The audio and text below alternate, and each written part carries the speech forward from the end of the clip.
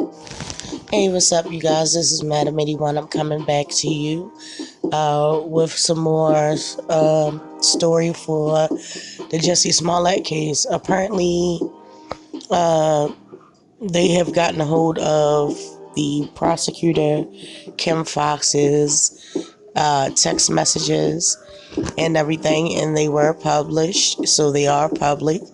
I'm going to show them, and I'm also going to show a news clip from Chicago 2 News. So, I think this thing is just getting way too out of proportion. Um, like I said, I have the text messages. I am going to display them in this video. And I just want to hear your feedback on it. Me personally, I just think that at this point, they're beating a dead dog, you know? If she's in fact, um, as they say, incompetent, well, not incompetent, but failed to meet the standards of prosecution and everything, like I said before, why wouldn't they put a stop to it before it got to the quote-unquote R.Kelly case or the Jesse Smollett case? Why would they continue to allow her to be the head prosecutor? Because it seems like it only came to a head after this indictment, the 16 counts against Jesse Smollett, and the dismissal of those charges, which are, another thing within themselves. So, what do you think? Do you think they're being a little bit too harsh or hard on prosecutor Kim Foxx? Or do you think that it's well deserved, even though she recused herself? Uh, I would like to know your opinion. Please sound off in the comments.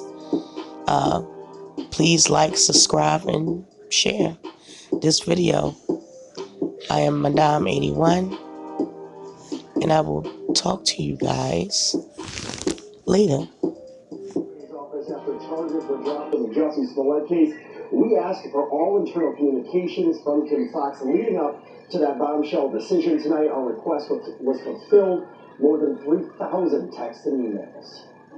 More than 2 weeks before Kim Foxx's office dropped 16 counts against actor Jesse Smollett, State's Attorney Foxx sent this text message to Joe McGatz, her number 2, who took over the case after Foxx recused herself. So, I'm recused, but when people accuse us of overcharging cases, 16 counts on a Class 4 becomes Exhibit A.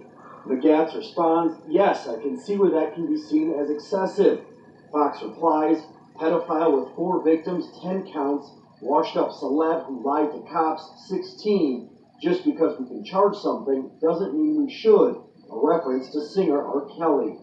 She should have totally kept away from this case. She shouldn't be talking to subordinates about the case. She shouldn't be even thinking about the case. CBS 2 legal analyst Irv Miller points to the fact that Foxx recused herself from the case, but is still talking about it. Obviously, she was involved. Obviously, just by the number of these text messages, there was a major concern going on after this thing went down. The day charges were dropped against Smollett for staging his own racist and homophobic hate crime, I'd like nothing more than to just get back to work. Smollett spoke to the media as Eddie Johnson and Mayor Rahm Emanuel welcomed new officers to the force, saying they were blindsided by the decision. Do I think justice was served? No. I think this city still owes an apology. Text from Fox to staff that day, LOL, he's at the police recruit event. Needed to know how to answer questions from the press. Last week, Fox called on the Cook County Inspector General to review her handling of the case. Miller says these texts will be a part of that inspection. If it's going to be any type of valid investigation whatsoever, you have to find out what was going on behind the scenes.